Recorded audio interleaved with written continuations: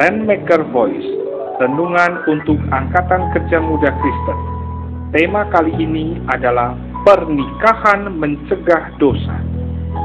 1 Korintus 7 ayat 2. Tetapi mengingat bahaya percabulan, baiklah setiap laki-laki mempunyai istrinya sendiri, dan setiap perempuan mempunyai suaminya sendiri.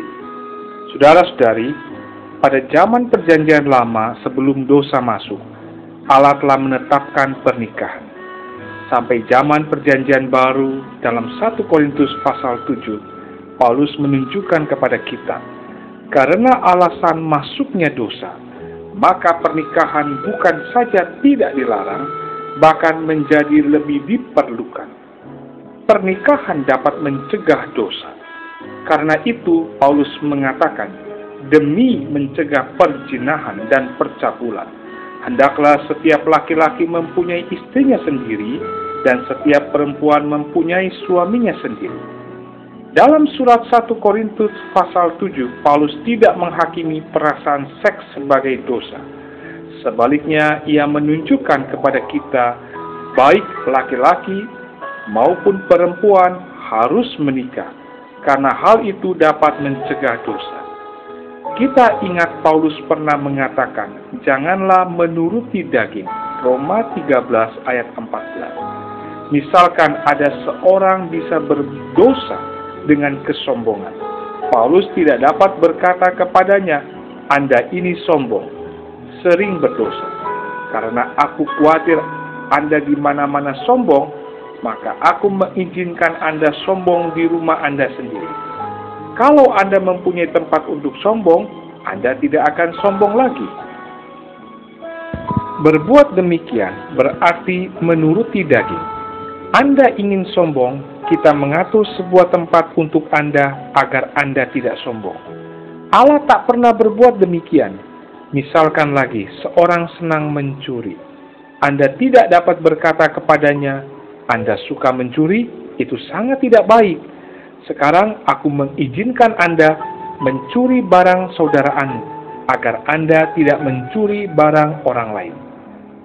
Anda seharusnya berkata, aku tidak mengizinkan Anda mencuri. Barang milik siapapun tidak boleh Anda curi. Mencuri itu mutlak adalah dosa. Tidak dapat dituruti atau diatur. Demikian pula dengan kesombongan. Akan tetapi, seks tidak demikian. Karena itu, setiap laki-laki harus mempunyai istri, dan setiap perempuan harus mempunyai suami. Kalau tidak demikian, perkataan Paulus tadi bisa berarti menuruti daging. Kita tahu Rasul tidak menuruti daging, maka hal ini bukanlah dosa. Saudara-saudara, pernikahan bukan pengaturan Allah bagi daging. Di sini kita harus menempatkan pernikahan di atas posisi yang tertinggi. Pernikahan adalah kudus dan adalah ketetapan Allah sendiri.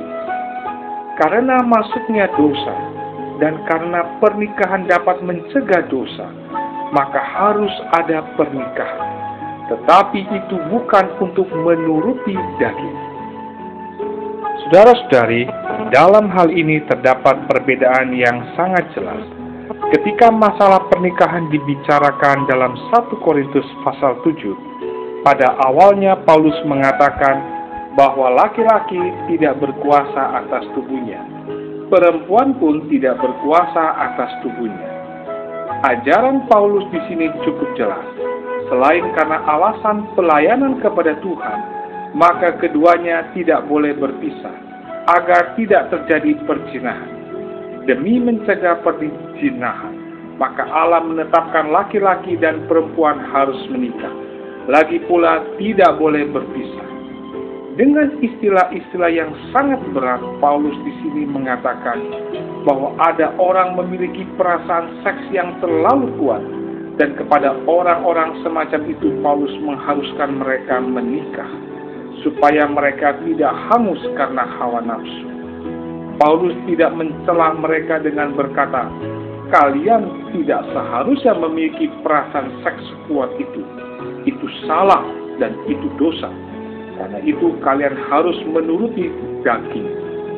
Tetapi Paulus berkata bahwa karena perasaan seks Anda kuat, maka Anda harus menikah. Daripada mempunyai perasaan seks sekuat itu, lebih baik menikah. Firman Allah sangat jelas mengenai masalah ini. Perasaan seks bukanlah dosa. Bahkan orang-orang yang perasaan seksnya sangat kuat pun bukan dosa. Saudara-saudari, Allah malah menetapkan orang yang perasaan seksnya kuat harus menikah. Jangan pada satu pihak tidak menikah, tetapi pada pihak lain terjerumus ke dalam dosa. Itulah yang diperlihatkan Tuhan kepada kita.